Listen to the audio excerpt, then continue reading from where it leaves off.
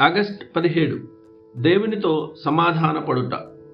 దేవునికి ఇది తప్ప మరో మార్గం తెలియదని కొందరు అంటారు. కానీ దేవుడు ఏమి చేయగలడో ఏమి చేయలేడో నిర్ణయించడానికి సృష్టి అయిన మనుషుని బుద్ధి దేవుని అగాధమైన సర్వశక్తి గల జ్ఞానాన్ని కొలవడానికి ప్రయత్నించడం ఎంత దయనీయమైనది.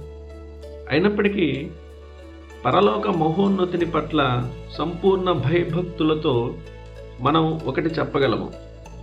శ్రేష్ఠుడైన సమాధానకర్త అయిన క్రీస్తు ద్వారా పాపులను తనతో సమాధానపరచడం కంటే తన మహిమగల నామాన్ని హెచ్చించి పాపులకు సమాధానమును సంపాదించి పెట్టే మరొక శ్రేష్టమైన మార్గాన్ని దేవుడు కనుగొనలేకపోయాడు.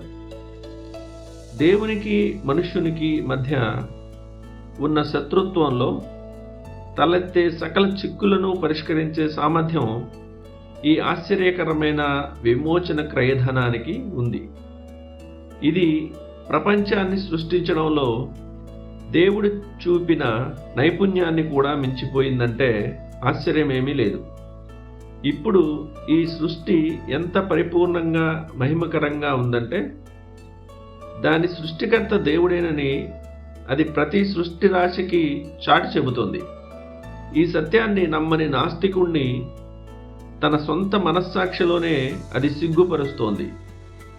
ఒక గడియారం దానిని కప్పి ఉంచే స్ఫటికం అనగా గ్లాస్ కంటే ఎంత శ్రేష్టమైనదో ఈ సమాధానపరిచే ప్రణాళిక భూమి ఆకాశాల సృష్టి కంటే అంత గొప్పదిగా ఉంది. ఈ విధానంలో పాపులను తన వైపు ఆకర్షించడం ద్వారా ఇప్పటి నుండి నిత్యత్వం అంతటి వరకు దీనిలో ఉన్న తన జ్ఞానము, శక్తి, ప్రేమల మర్మాన్ని దూతలు పరిశుద్ధులు ఇద్దరూ చూసి ఆశ్చర్యపడాలని దేవుడు నిశ్చయంగా ఉద్దేశించాడు. తుదకు దూతలు క్రైస్తవులందరూ పరలోకంలో కలిసికట్టుగా కలిసినప్పుడు దేవుని సుందరమైన సంకల్పమంతా వారికి విప్పరిచి చెప్పబడుతుంది.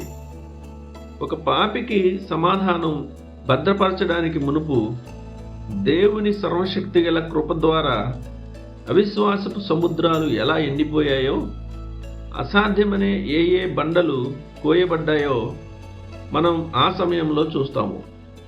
సమస్తాన్ని ముగింపుకు తేవడానికి తండ్రి ఎలా కార్యం చేశాడో మనం తెలుసుకుంటాము. నిజంగా తన సొంత చిత్తం యొక్క నిత్య సంకల్పం చొప్పున ఈ సమాధానానికి అంతటికీ పునాది వేసిన దేవుని అగాధమైన జ్ఞానాన్ని ఆరాధించడంలో మనం పూర్తిగా లీనమైపోతాము. సూర్యుని తేజస్సు మన సహజ కంటి చూపు శక్తిని ఎలా మించిపోతుందో దేవుని సమాధానపు మహిమ కూడా మనం గ్రహించగలిగే సామర్థ్యానికి అంత అవతల విస్తరించి ఉంటుంది.